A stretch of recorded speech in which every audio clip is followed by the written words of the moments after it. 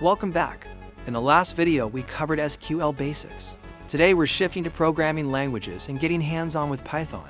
We'll start with a clear overview of the main languages used in real companies today, what they're good for, key frameworks, and why companies choose them. Then we'll install Python properly and cover the essential data types that should give you a solid starting point.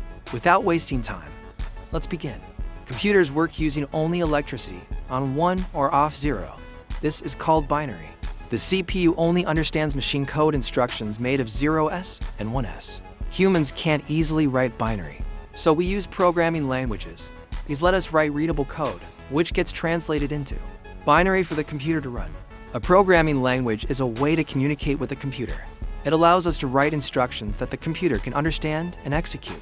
These instructions are used to build production apps, software and software applications like websites, mobile apps, desktop programs, games, and AI systems. There are many programming languages, and each one is designed with different goals in mind. Some popular programming languages are Python, Java, JavaScript, C, C++, C#, PHP, and Go. All of these can be used to build real-world production software applications, but they are not exactly the same. Programming languages are often categorized by something called a programming paradigm. A programming paradigm is a style or way of writing code. The main paradigms are procedural programming, object-oriented programming, and functional programming. Procedural programming is based on step-by-step instructions. The program runs from top to bottom. Languages like C are mainly procedural. Object-oriented programming, or OOP, is based on objects and classes. An object can represent a real-world thing like a user, a car, or a product. Languages like Java, Python, and C# support object-oriented programming.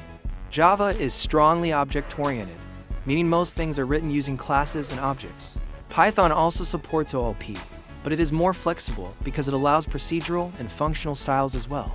Just like databases are divided into SQL and NoSQL, programming languages are divided by paradigms and typing systems. Another important difference between languages is static typing and dynamic typing. In statically typed languages like Java and C#, you must declare the data type of a variable before using it. For example, you must specify whether a value is an integer, string, or Boolean. In dynamically typed languages like Python and JavaScript, you do not need to declare the type explicitly. The language automatically detects it. Programming languages are specialized tools.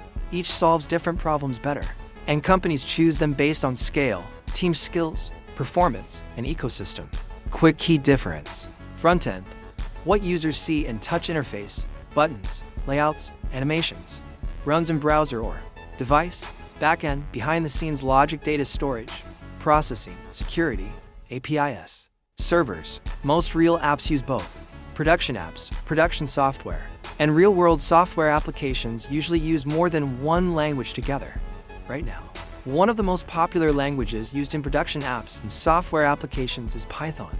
It has clean and readable syntax, so it's fast to build with and easy to maintain.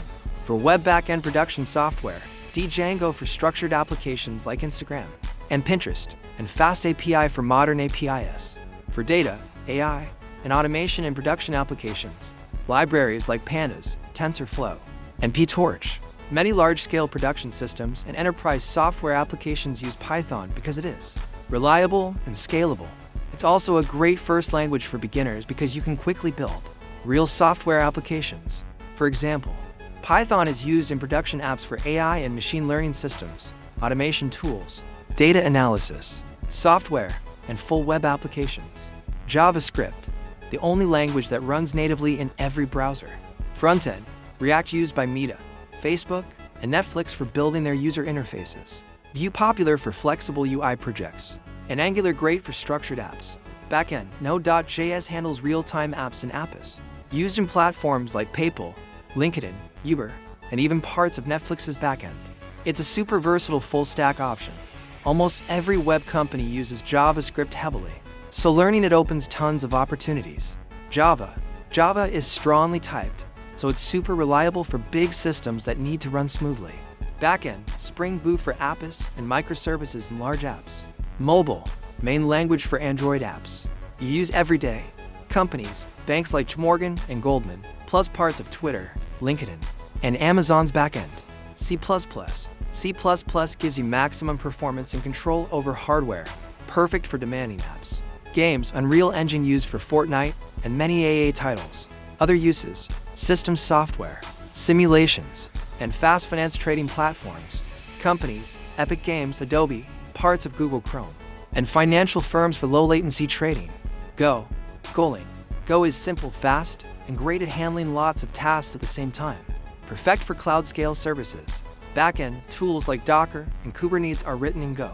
Companies, Uber, Twitch, Dropbox, and Google Cloud use it for parts of their services. Swift for iOS, macOS. Swift is modern, safe, and fast. Apple's main language for iOS and macOS apps. Mobile apps, used in apps like Airbnb and LinkedIn. Framework, Swift 2.0 makes building user interfaces easy and declarative. Others worth noting briefly: Rust performance plus safety. Replacing C++ in systems like Firefox parts, Kotlin modern Android alternative to Java. And there are other languages also, but it depends on what you need for purpose. Key takeaway: no single best language. Choose based on what you want to build. For beginners aiming at web, data, or AI, start with Python or JavaScript. Companies rarely use just one. They combine them. Example: React frontend plus Python, Django backend. If you're deciding your first language after this overview, Python gives the fastest path to building real things. In this video, today we're talking about Python. Python is one of the easiest programming languages to learn and read. Its syntax is clean and simple, almost like plain English. It has basic data types like integers for numbers, floats for decimals, strings for text, and booleans for true or false values. You can store values inside variables, and you don't need to declare the type manually. Python automatically figures it out for you. Python is also case sensitive, which means name and name are treated as two different variables. So yes, capitalization really matters. You can use Python for web development, automation, data science, AI, game development, and even cybersecurity. It also has a huge collection of libraries and frameworks that make building projects much faster and easier. That's why Python is usually recommended for beginners. You can start building real projects quickly without any complicated setup. Okay, now we can do the Python practical. I open my browser and type Python download. I type the link.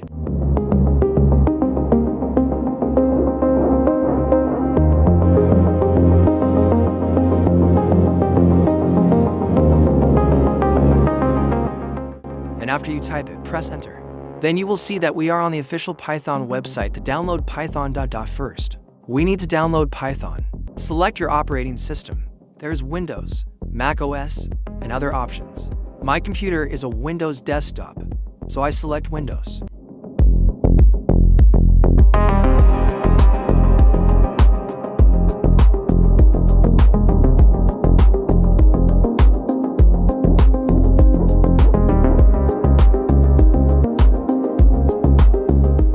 Go to the Stable Releases section and select Download Windows Installer 64-bit or Download Windows Installer 32-bit. My system is 64-bit, so select Download Windows Installer 64-bit and click it to start the download.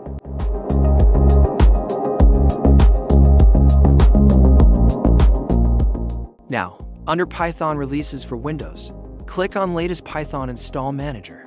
Python Install Manager 25.2 to download the Python Manager. Okay, now scroll down. You will see the Files section for the Python Manager. Click on Windows, then select Download Installer MSIX to start the download.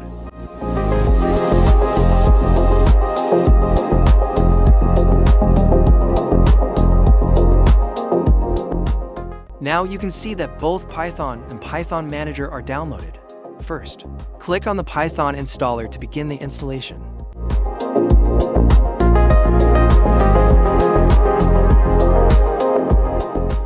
Now, make sure to tick the option to use administrator privileges when installing py.exe. Also, tick the option that says add python.exe to path, then continue with the installation.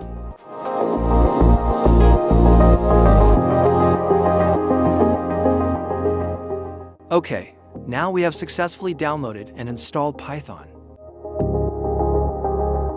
Now click the Python Manager file we downloaded, the MSIX file, to install it on your computer.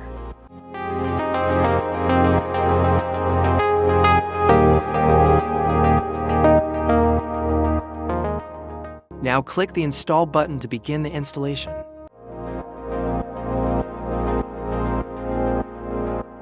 After that, the Python manager will ask to install the necessary and important modules.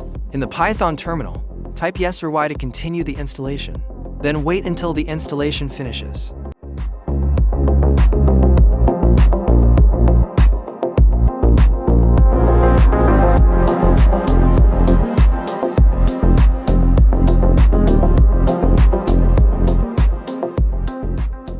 After that, the Python manager will ask to install the necessary and important modules. In the Python terminal, type yes or Y to continue the installation. Then wait until the installation finishes.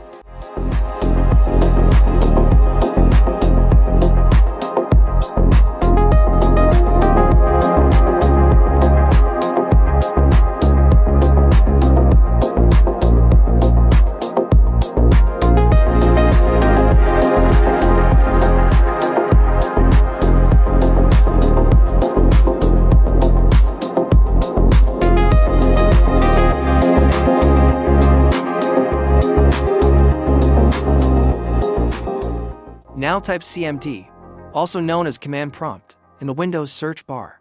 Then click on Command Prompt to open it. Now we need to check if Python is installed correctly and see its version.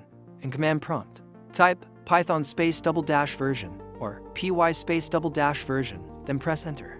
If you see the Python version displayed in the Command Prompt, that means Python and py are installed successfully.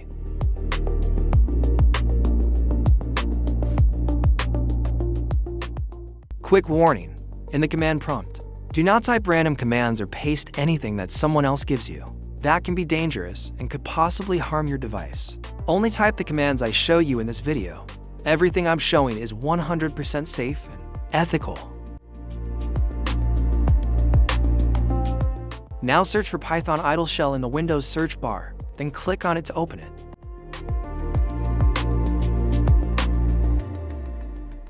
Okay, now type print, open bracket, single quotes, hello world, close the quotes, and close the bracket, then press Enter. Now you can see it prints and displays our words. Wow. Finally, we did our hello world program.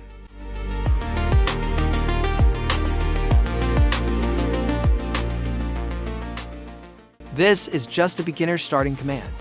An idle shell comes built into Python, but it's not really designed for big projects. It's mainly good for beginners to test small code and practice. You can start with this first, and later we will move to more advanced steps using Visual Studio Code or Notepad with the terminal.